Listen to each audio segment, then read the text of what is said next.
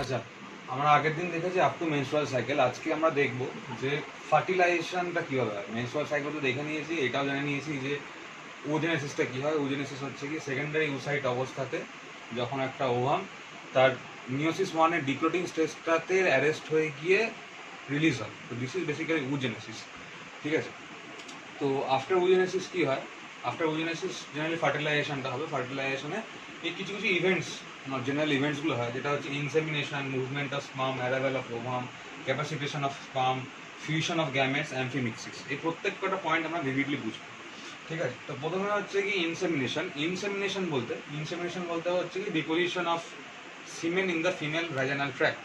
মানে এক কথায়, পাতি কথায়, having sexual intercourse and deposition of semen in the female vaginal tract. This is basically known as insemination. মানে approximately about 200 থেকে 300 মিলিয়ন স্পার্মস একটা সিঙ্গেল ইজাকুলেশনে ডিপোজিট হতে পারে in the female vaginal tract. আর কিন্তু অনেক খুবই কম পৌঁছায় হচ্ছে গিয়ে up to the Fallopian tube, কারণ ওভামটা গিয়ে তোর মানে ampulla isthmus junction of the Fallopian টিউবে এসে আটকে থাকে। অ্যাম্পুলা ইস্তমাস জাংশনে এসে ওভামটা ওখানে ওয়েট করে, are the sperm swims to the ovum, ঠিক আছে।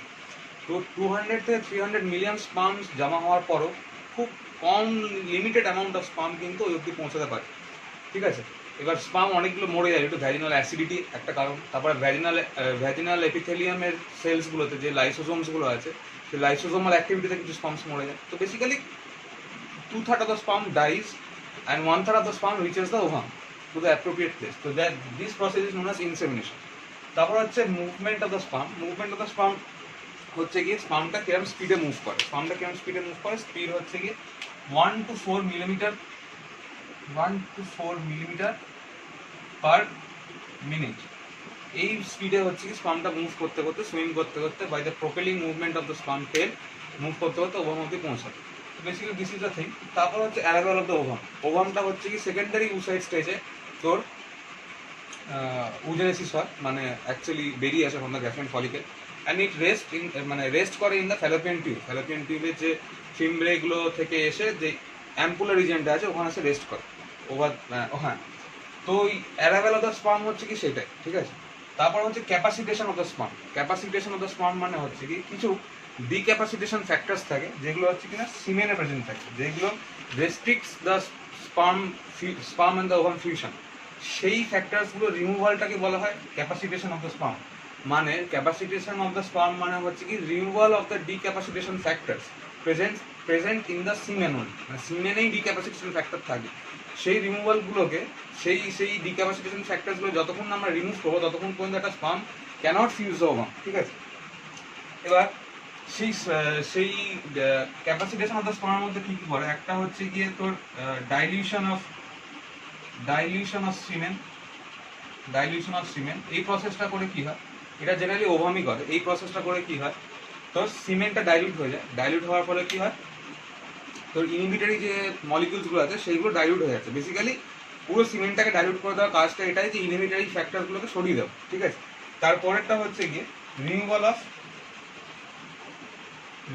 Of cholesterol vesicles covering sperm head. এবার আমরা স্পার্মের ডায়াগ্রাম দেখেছিলাম।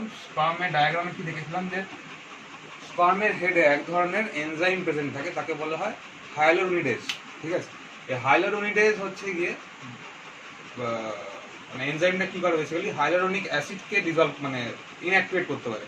এবার হায়ালুরোনিক অ্যাসিড কোথায় থাকে, সেটা হচ্ছে সেলস অফ কোরোনারি এরিয়াটার মধ্যে থাকে। এবার তার জন্য সেলস অফ কোরোনারি এরিয়াটাও বুঝতে হবে, তা আমার আসছে ওটাতে করে।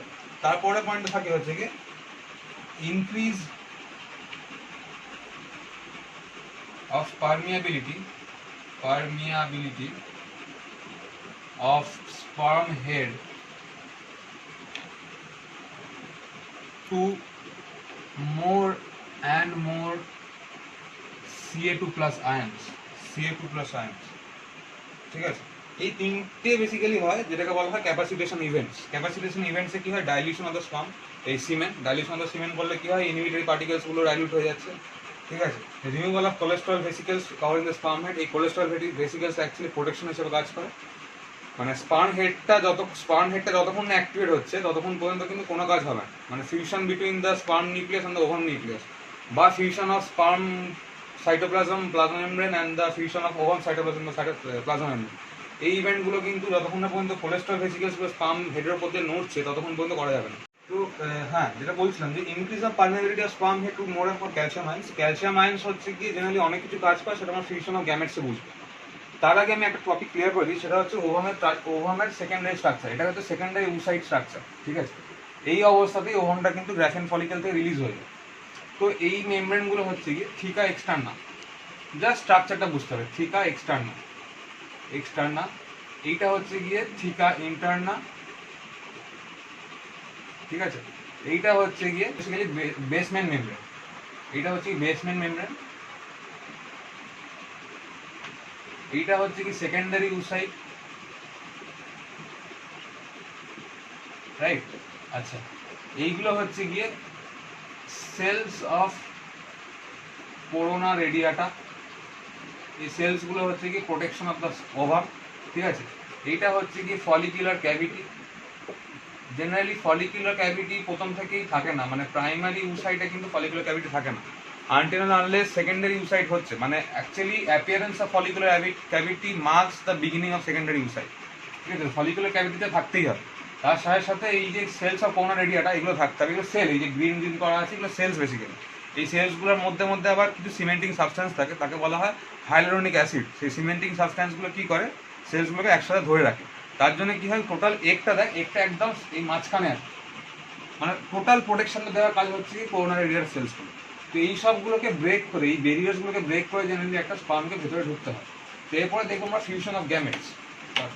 ওকে, তারপর টপিকটা হচ্ছে fusion of gametes. Fusion of gametes তোরা জাস্ট ছোটো থেকে পড়েছি যে ফিউশন অফ গ্যামেটস মানে হচ্ছে দুটো গ্যামেটের fusion and that is known as fertilization. But we have to study now যে what are the actual events resulting in the fertilization of the two gametes basically, ঠিক আছে। ফিউশন অফ গ্যামেটসের মধ্যে প্রথমে পড়ছে হচ্ছে অ্যাক্রোজোমাল রিয়াকশন। অ্যাক্রোজোমাল রিয়াকশন মানে হচ্ছে কি স্পার্ম হেডে যে অ্যাক্রোজোমটা আছে, অ্যাক্রোজোমে একটা এনজাইম থাকে, তাকে বলা হয় হাইলারোনিডেজ। সেই এনজাইমটা হচ্ছে হাইলারোনিক অ্যাসিডটাকে ডিজলভ করতে পারে। এবার হাইলারোনিক অ্যাসিডটা কি, এই যে সেকেন্ডারি উসাইটের ভেতরে, সেকেন্ডারি উসাইটকে চারিপাশে একটা ধরনের সেলস ঘিরে থাকে। সেই সেলসগুলোর নাম হচ্ছে গিয়ে কোরোনা রেডিয়াটা সেলস। সেই কোরোনা রেডিয়াটা সেলসের মাঝে মাঝে তোর থাকে হচ্ছে কি সিমেন্টিং সাবস্টেন্স। মানে দুটো যদি কোরোনা রেডিয়াটা সেলস থাকে তাদের মাঝে একটা সিমেন্টিং সাবস্টেন্স থাকে, সেই সিমেন্টিং সাবস্টেন্সটাকে বলা হয় হাইলোরনিক অ্যাসিড। তো ইনিশিয়ালি স্পার্মকে ওভামের নিউক্লিয়াসের সাথে ফিউজ করার জন্য এই সেলসগুলোকে ডিস্ট্রয় করতে হয় বা সরাতে হয়। তো সেলসগুলোকে সরানোর জন্য স্পার্ম কী করবে, ওই হাইলোরনিডেজ যেটা স্পার্ম হেডে থাকে বা অ্যাক্রোজোমে থাকে, সেই অ্যাক্রোজোম থেকে ওই এনজাইমটা বেরিয়ে এই সাবস্টেন্সটাকে ডিজলভ করে দেবে। এই সাবস্টেন্সটা যেই ডিজলভ হয়ে গেল সেটাকে সেলসগুলো অটোমেটিক সরে যাবে। সেকেন্ডারি ইউসাইটটা আস্তে আস্তে আরও বেশি প্রমিনেন্ট হয়ে যাবে আর মোর প্রোন টু ফার্টিলাইজেশন হয়ে যাবে, ঠিক আছে। তো এইগুলো হচ্ছে কি sperm lysin, hyaluronidase, corona penetrating enzyme, zonalysin আর অ্যাক্রোজোম, ঠিক আছে। তো হাইলোরনিডেজের কাজটা বললাম, যেটা হচ্ছে works by dissolving the hyaluronic acid present between the two cells of corona radiata। মানে corona radiata যে সেলসগুলো আছে সেই সেলসগুলোর মাঝখানে যে সিমেন্টিং সাবস্টেন্সগুলো আছে সেইগুলোকে ডিজলভ করার কাজ হচ্ছে কি হাইলোরনিডেজ, ঠিক আছে।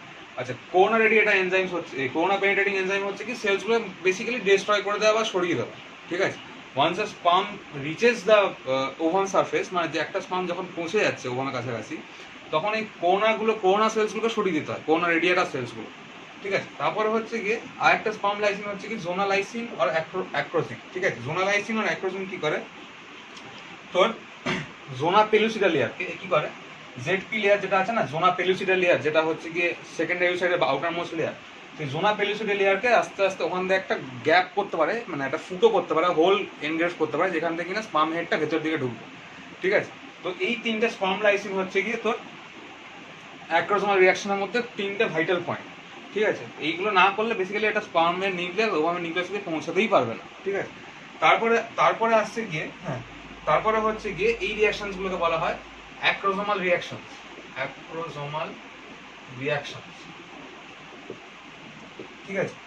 এবার এই যে তোর এই যে স্পার্ম আর ওভাম যে কম্প্যাটিবিলিটি, স্পার্ম আর ওভামের compatibility depends on fertilin and অ্যান্টিফার্টিলিন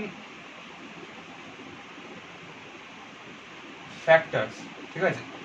মানে কম্প্যাটিবিলিটি, একটা স্পার্ম একটা ওভামের সাথে কম্প্যাটিবিলিটি মানে ম্যাচ মেকিং। এই ম্যাচ মেকিংটা করলেই তবে তো এই জিনিসগুলো ঘটবে বা ফিউশনটা আলটিমেটলি হবে। তো এই কম্প্যাটিবিলিটি ফ্যাক্টর হচ্ছে কিছু প্রোটিনসের উপর ডিপেন্ডেন্ট। সেই প্রোটিনসগুলো হচ্ছে ফার্টিলিন আর অ্যান্টি ফার্টিলিন প্রোটিন। এরা জেনারেলি একে অপরের মানে কি বলবো একে অপরের অপোজিট আর মানে এরা দুজন একসাথে বাইন্ড করলেই তবে এই রিয়াকশনসগুলো হয়। তো ফার্টিলিন প্রোটিনটা থাকে হচ্ছে কি সিমেনে বা স্পার্মে, আর অ্যান্টি ফার্টিলিন থাকে হচ্ছে কি ওভামে। তো এইগুলো যখনই মিক্স অ্যান্ড ম্যাচ হবে তারপরেই কিন্তু এই রিয়াকশনসগুলো প্রসিড করতে পারে, ঠিক আছে। তারপরে হচ্ছে কি স্পার্ম এন্ট্রি, তারপরের পয়েন্টটা হচ্ছে কি স্পার্ম এন্ট্রি, ঠিক আছে। এই স্পার্ম এন্ট্রির জন্য কি হয়, স্পার্ম তো প্রথমে হচ্ছে কি আউটার মোস্ট লেয়ারের সাথে মানে থিকা এক্সটার্নাল সাথে থাকে, থিকা এক্সটার্নালটাকে পেনিট্রেট করে ঢুকে যায়।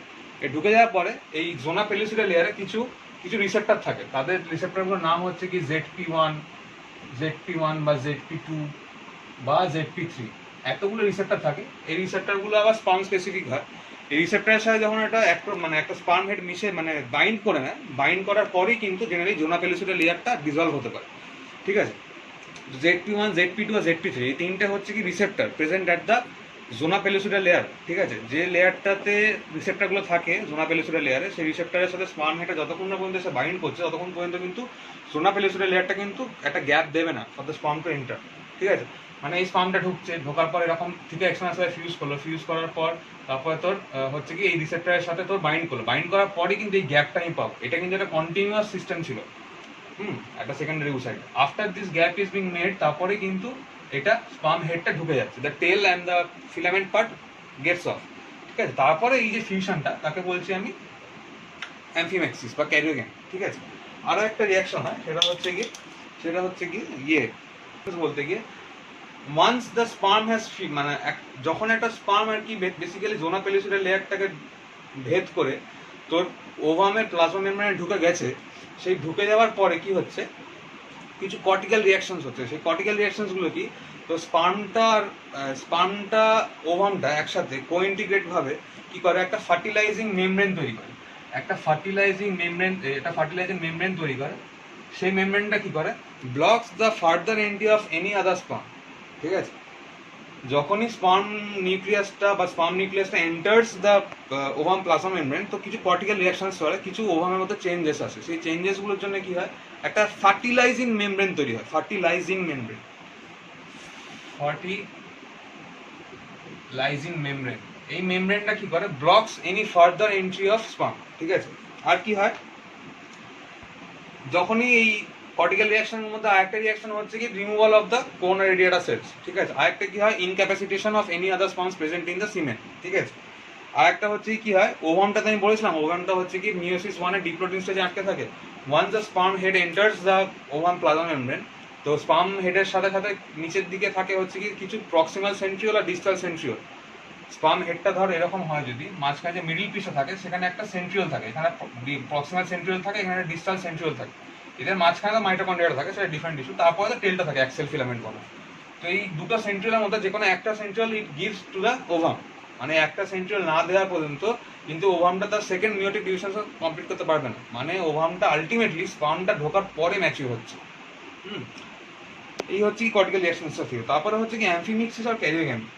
অ্যামফিমিক্সিস আর ক্যারিওগ্যামি মানে এই স্পার্মটা হচ্ছে একটা ডিফাইন্ড পাথওয়েতেই মুভ করে, সেই পাথওয়েটার নাম হচ্ছে কি খুব সম্ভবত ফার্টিলাইজিং পাথওয়ে বা কিছু একটা, যাই হোক পাথওয়েটা দিয়ে মুভ করে, তারপরে তোর দুটো নিউক্লিয়াস ফিউজ করে। সেই ফিউজটা মানে হচ্ছে অ্যামফিমিক্সিসের লিটারাল মিনিংটা হচ্ছে ম্যারেজ বেসিক্যালি। তো আফটার একটা স্পার্ম কত কিছু করে ভেতরে ঢুকতে হচ্ছে, তারপরে ঢুকে যাওয়ার পরে কিন্তু আর কিছু করার থাকে না, ও অটোমেটিক ফিউশনটা হয়ে যায়। তো that process is known as karyogamy. Karyogamy মানে দুটো নিউক্লিয়াস ফিউজ হয়ে গেল, দুটো হ্যাপ্লয়েড নিউক্লিয়াস, দুটোতেই ক্রোমোজোম নাম্বারটা হ্যাপ্লয়েড ছিল, ফিউজ হয়ে গেল, তারপরে আস্তে আস্তে তোর মাইটোটিক ডিভিশনসগুলো হয়। সেইগুলো আমরা পরেরটাই কভার করবো, যেটা হচ্ছে গিয়ে embryo development and blastocyst formation, সেটা পরে। তো আপাতত ছিল এইগুলো ফার্টিলাইজেশনের ইভেন্টসগুলো, এগুলো খুব ভালো করে পড়তে হবে কারণ এখান থেকে প্রচুর কোশ্চেন আসে, ঠিক আছে। টাটা।